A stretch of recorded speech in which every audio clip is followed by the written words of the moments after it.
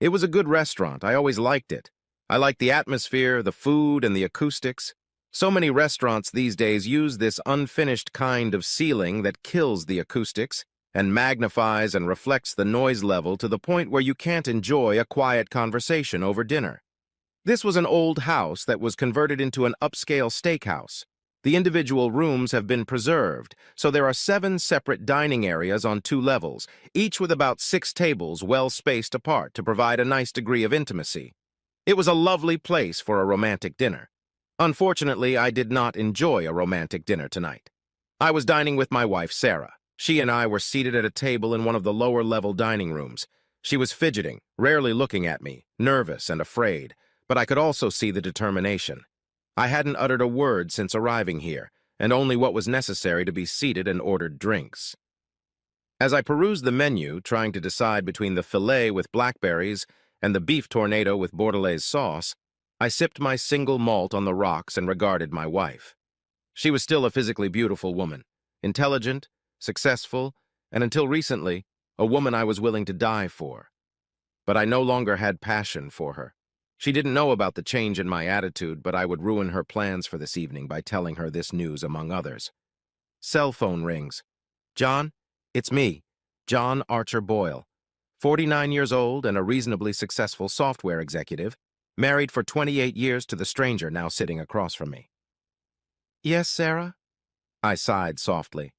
I wanted to talk to you about something." "Well, this will be a nice change, Sarah." She looked at me with mild indignation, curving her mouth in annoyance. I hoped my attitude would calm her nerves and make her finally spit out what I knew she wanted.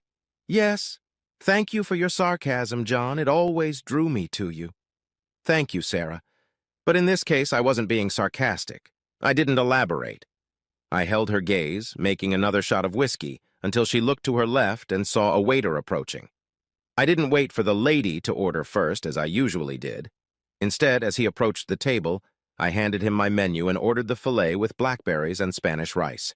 Sarah, discouraged by my apparent disregard for generosity, quickly looked over her menu before deciding to order a salad. Who orders a salad at an award-winning steakhouse? When the waiter left, Sarah fixed her gaze on me again. "John, I've been thinking a lot lately about you, about me, well, about us, and I wanted to discuss my thoughts with you. By the grace of God, there's an immeasurable difference between too late and too late," I replied. "I'm sorry?" Sarah asked. "A day late and $1 less?" I sighed. "You were always ready to shout in the rain, Sarah. Keep shouting. You're not being very helpful, John. I'm serious." "What did you want to talk about, Sarah?" Well, There's no easy way to say this." I swirled my glass slowly, brushing condensation off with my thumb and fingers on either side of the glass as I turned it. "Just tell me what's on your mind." "Well, I want to try a period of separation," she whispered. "Nothing permanent, John. Just an opportunity for me to explore my thoughts further. I'll get the separation." "No." She suddenly looked directly at me, shocked. A strand of her blonde hair fell across her face as she threw her head up too quickly to hold it back. "I'm sorry." "What do you mean, no? Breaking up would do us good. It would help me fall in love with you again, and—" "Sarah, I don't want you to fall in love with me again." I smiled. Not a smile of love or triumph or condescension, but an affectionate smile. A smile you could use to tease a child arguing passionately about 10 more minutes of playtime before bed. "I have no patience for your attempts to justify your bad behavior, Sarah. You need separation so you can explore things with my replacement. So, which came first? Falling in love with me or the permission you gave yourself to seek out my replacement?" "What the hell are you talking about, John? I didn't replace you, and I'm not looking to replace you. You have to agree that our marriage has become stale, and I think some time apart will help us determine how we can fix it and get back to where we were." "Yes, Sarah, our marriage is stale. In fact, it's been stale for a long time, and for the past 2 years I, and only I, have been trying to change that. Unfortunately for us, until recently, there was only one person working on our marriage, and now there are 3. Of course, these 3 are working in different directions." I raised my hand to forestall the objection I had anticipated. "You've replaced me, Sarah. You cheated on me, and now you want me to agree to an arrangement where you can explore this relationship further. You want to separate to explore your relationship with Dan, not your relationship with me. I'm not going to let that happen, Sarah. Now she was angry. Twisting the napkin in her hands and glaring at me, she hissed softly, "You're wrong. I did not cheat on you with Dan, and he is not your replacement." Are you telling me, Sarah, that you haven't slept with Dan yet? But you definitely cheated on me with him, and you replaced me with him. She looked uncomfortable. Keep your voice down, John. There's no need to broadcast our problems. Why, Sarah, you've already done it. Tell me, who did you discuss this separation idea with besides me? Now she looked very uncomfortable. Well, I may have discussed it a couple times with Dan, and just at that moment our entrees arrived.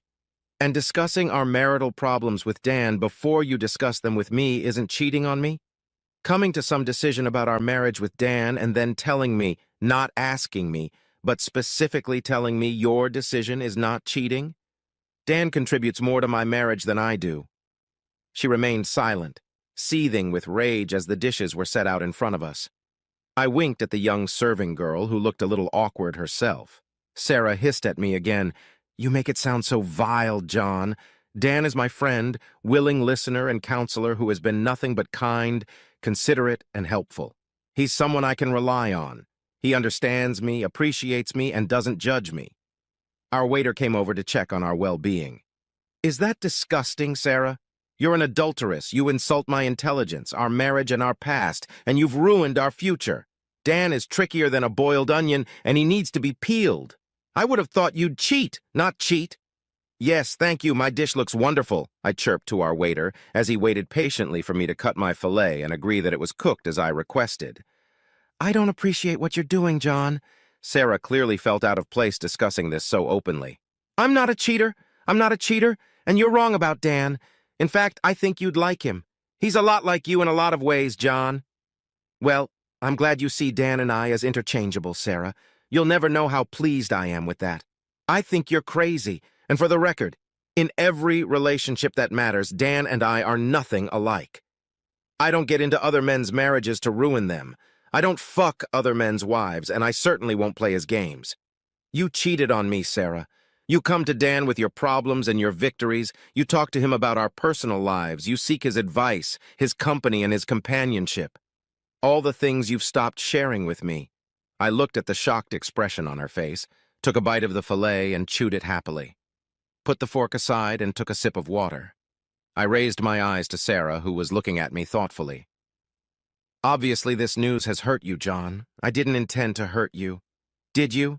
Damn it, Sarah, you're just out of your mind. You knew full well that cheating on me would hurt me. That's why you kept it a secret. You didn't intend to hurt me? Well, you also didn't intentionally try to keep me out of harm's way. I pushed my plate away, pulled out my wallet, and tossed $200 on the table. Getting up from the table, I drank the rest of the whiskey, looked at Sarah, and said, I'm not going to allow a separation, Sarah. I've filed for divorce. We divorced. Sarah resisted stubbornly, demanding counseling and ridiculous conditions. She refused to sign the divorce papers or bargain in good faith, demanding that I meet with her to discuss our marriage. I refused.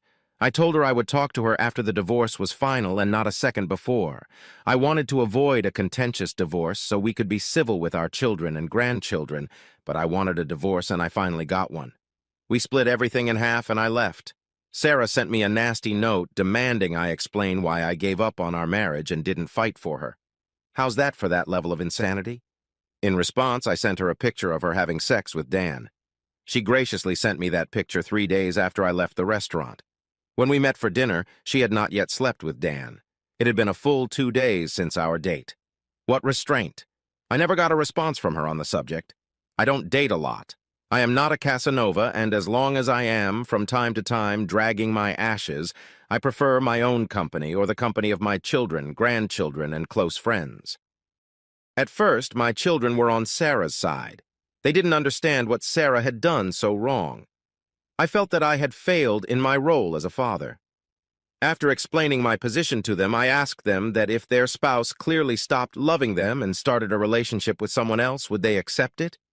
Would they agree to a separation so that their unfaithful spouse could explore an adulterous relationship without the guilt and inconvenience that a spouse is likely to cause? Okay, I couldn't. I didn't. Sarah gave up any serious attempt to resolve our marital problems, and instead of discussing them with me, she found someone else to confide in, someone else to discuss the future of my marriage with, and that was simply unacceptable.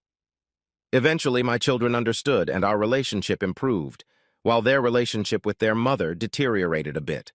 Sarah and I are both less happy and happier at the same time. We are less happy because we are alone, but we are happier because we were able to find a way forward on our own. But we have moved forward. Sarah remarried and divorced again within 2 years of our divorce. No, she and Dan didn't get married and never slept together at all except for that one time. I don't know or care why. I didn't get married again. I retired early and moved to a rural area where I remain to this day. Happy that I don't have to waste energy on a woman who doesn't deserve it or want it, but I miss the woman I married and what I thought we could share together. I mourned the loss of that while I celebrated the escape from an exhausted marriage to a woman I no longer knew, respected, or loved. We had many good years, but they faded away and Sarah eventually left. I was the one who pulled the plug on our marriage, but she was the one who fired the shot. Marriage is hard. Divorce is hard. Life is hard.